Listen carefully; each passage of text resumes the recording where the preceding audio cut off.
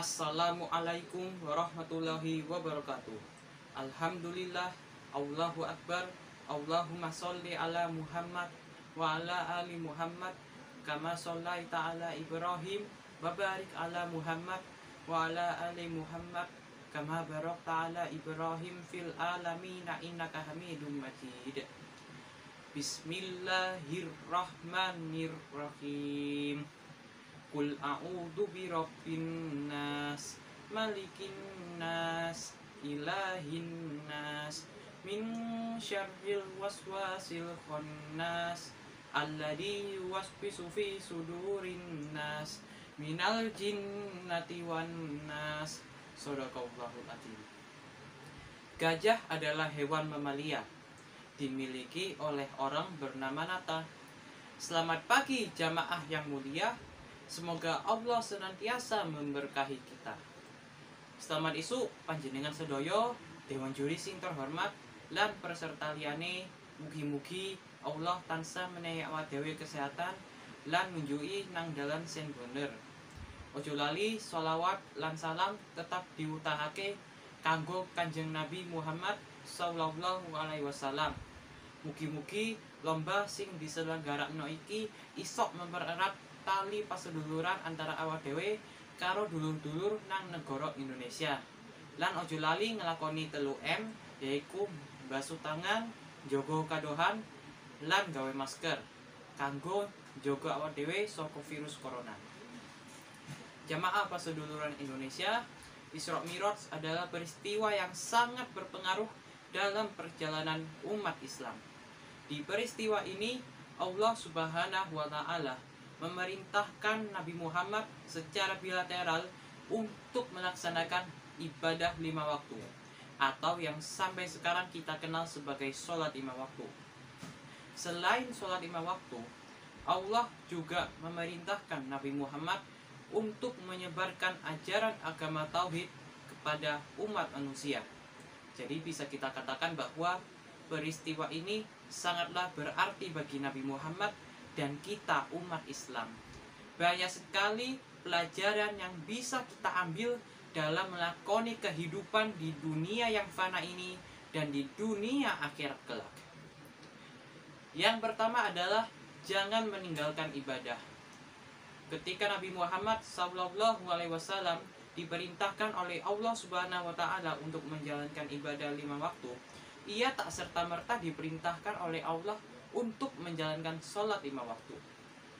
Ya Muhammad, kuperintahkan kau dan umatmu untuk beribadah kepadaku sebanyak 5 waktu dalam sehari.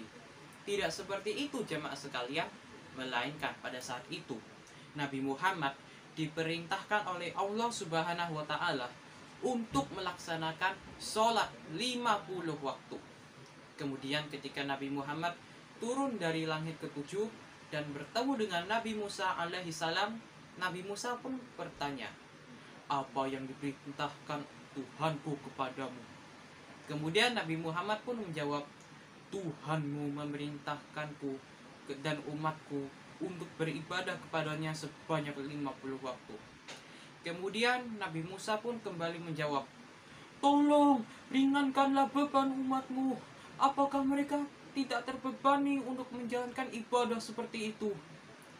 Nabi Muhammad pun kembali bertemu dengan Allah Subhanahu wa Ta'ala dan mengutarakan pendapatnya. Kemudian Allah memberikan diskon sebanyak 95% untuk menjalankan sholat 5 waktu. Jadi jemaah sekalian, saking cintanya baginda Rasul kepada kita, saking cintanya Nabi Muhammad kepada kita, ia sampai bela-belain untuk meminta diskon kepada Allah dalam menjalankan ibadah. Ya Tuhanku, tolong ringankanlah beban umatku.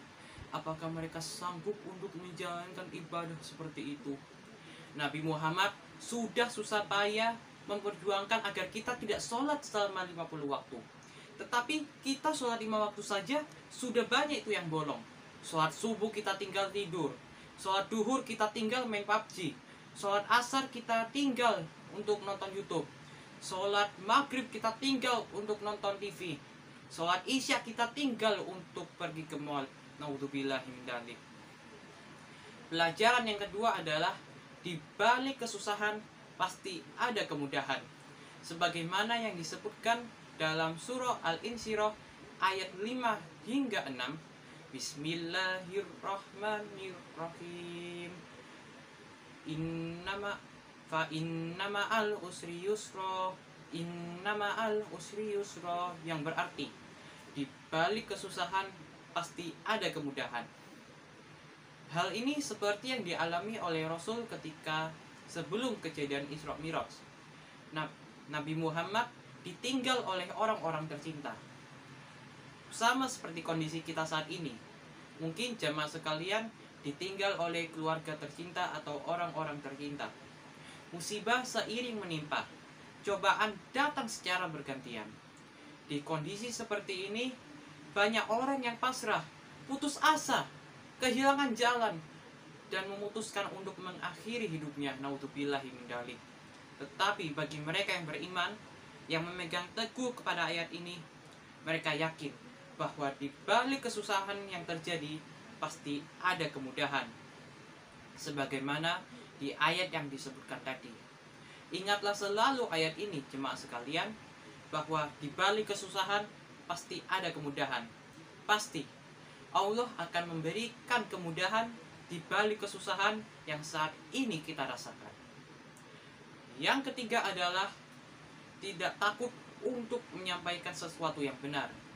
Setiap kali kita menyampaikan sesuatu yang benar, sesuatu yang sesuai dengan fakta, kita pasti mendapatkan pertentangan. Bahkan sampai ada yang dikucilkan gara-gara hanya berbeda pendapat.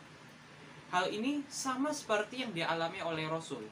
Ketika ia menyebarkan ajaran agama tauhid kepada umat manusia, ia banyak sekali mendapatkan pertentangan, bahkan sampai ancaman pembunuhan. Namun yang harus kita lakukan adalah tetap sabar, tetap berani, dan juga tetap menyebarkan ajaran yang benar. Tetap menyampaikan sesuatu yang benar, menyampaikan berita gembira, menyampaikannya dengan baik. Jadi apapun kondisinya jemaah sekalian, tetaplah menyebarkan kebaikan. Mari kita sebarkan ajaran yang baik kepada sesama. Kita sebarkan apapun yang baik sesuai dengan agama, dan melawan apapun yang tidak sesuai dengan norma masyarakat dan norma agama. Itulah hikmah dari Isra Mi'raj jemaah sekalian.